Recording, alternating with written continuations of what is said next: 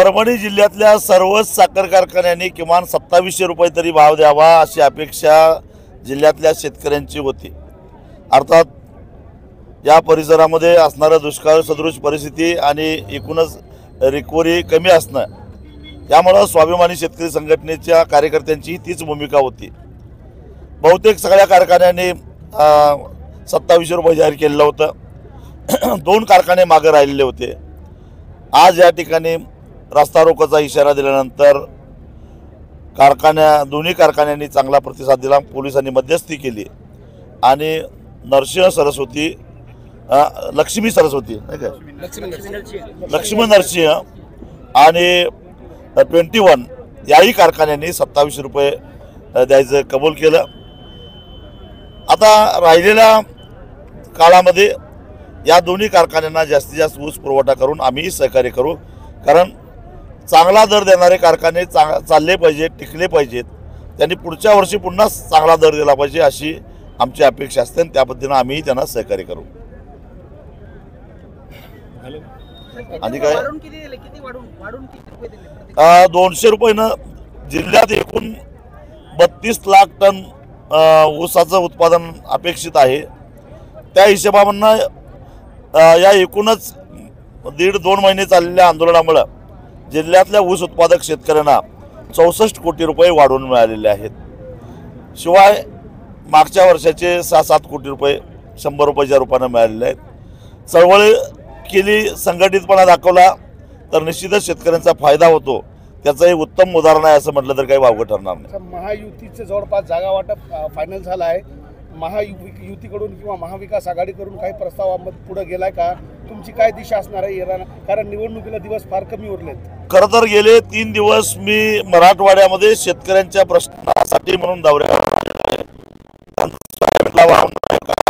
आहे। कांद्याच्या निर्यात बंदीमुळे कांदा उत्पादकांचं वाटोळं झालेलं आहे। दुष्काळ जाहीर केला परंतु कर्जाचं पुनर्गठन करण्याचे आदेश नाही आहेत। अनेक सर्कल दुष्काळातून वगळलेले आहेत।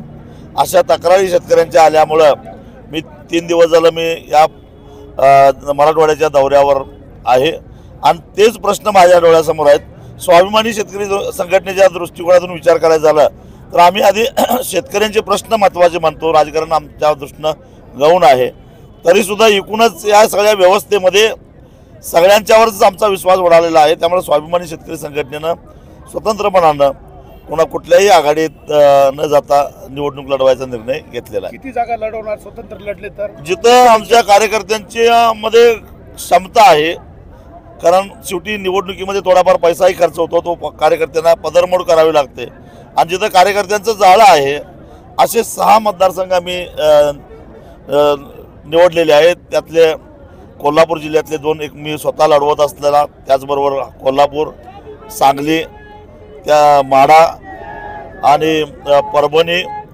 त्याचबरोबर बुलढाणा असे 6 मतदारसंघ आम्ही निवडलेले आहेत। 6 जागा लढवणार समजा? हो, स्वतंत्रपणे। हो साहेब, दुसरा प्रश्न असा की येणाऱ्या दिवसामध्ये राष्ट्रवादीचा निकालाचा प्रश्न मार्गी लागणार आहे 31 जानेवारीपर्यंत असं बोललं जातं आहे। कालच्या निर्णयाकडे कसं पाहता? काही दिवसापूर्वी जे ठाकरे गटाकडून फैसला झाला नाही तर, आणि राष्ट्रवादीच्या येणाऱ्या निर्णयाला कसं पाहता? विधानसभेचे अध्यक्ष नार्वेकरांनी जो निर्णय दिलेला आहे तो माझ्या बुद्धीला तरी काही पटलेला नाही। मी अनेक वर्ष संसदीय कार्यक्रम याच्यामध्ये कामकाजात असतो। 5 वर्ष आमदार राहिलेलो आहे, 10 वर्ष खासदार राहिलेला आहे। संसदीय प्रथा, परंपरा, नियम मला सगळे माहिती आहे। पण हेही पात्र तेही पात्र, मग अपात्र कोण? मतदार। यांना मत देणारे मतदार अपात्र झाले का? मुळात सगळेच पात्र होते तर मग न्यायालयात गेलेच का? असे अनेक प्रश्न निर्माण होतात आणि त्यामुळं हा नार्वेकरांचा निर्णय हा राजकीय निर्णय आहे, तो काही संविधानिक निर्णय आहे असं मला काही वाटत नाही। जानकर यांनी राज्यातील 2 जागा मागितल्या, एक माढा आणि एक परभणी। काल शिवा संघटनेचे प्राध्यापक धोंडे यांनी पत्रकार परिषद घेतली परभणीमध्ये आणि वेगवेगळ्या संघटनांना घेऊन आपण निवडणुकीमध्ये उतरणार आहोत असं सांगितलंय। 3रा मोर्चा तयार करण्याच्या तयारीत आहे। तुम्ही त्यांच्या संपर्कात आहात किंवा तुम्ही 3ऱ्या मोर्चामध्ये जाणार का? नाही, सध्या अशा प्रकारची चर्चा माझी कुणाबरोबरच झालेली नाही आहे आणि मुळात आम्ही गेल्या 2-2.5 महिने ऊस दराच्या आंदोलनातच गुरफटलेलो होतो. त्यामुळे या बाकीच्या गोष्टीकडे लक्ष द्यायला मला वेळ मिळाला नाही. तुम्ही स्वतः तसा काय प्रयत्न करणार का तिसरा मोर्चा? नाही, सध्या काही नाही, कारण मला स्वतःलाच निवडणूक लढवायची आहे. त्यामुळे मी त्या कामात स्वतःला गुंतवून घेतलेलं आहे. तुम्ही मनोज जरांगे यांना भेटून पाठिंबा दिला, नेमकं काय मराठा आरक्षणाला?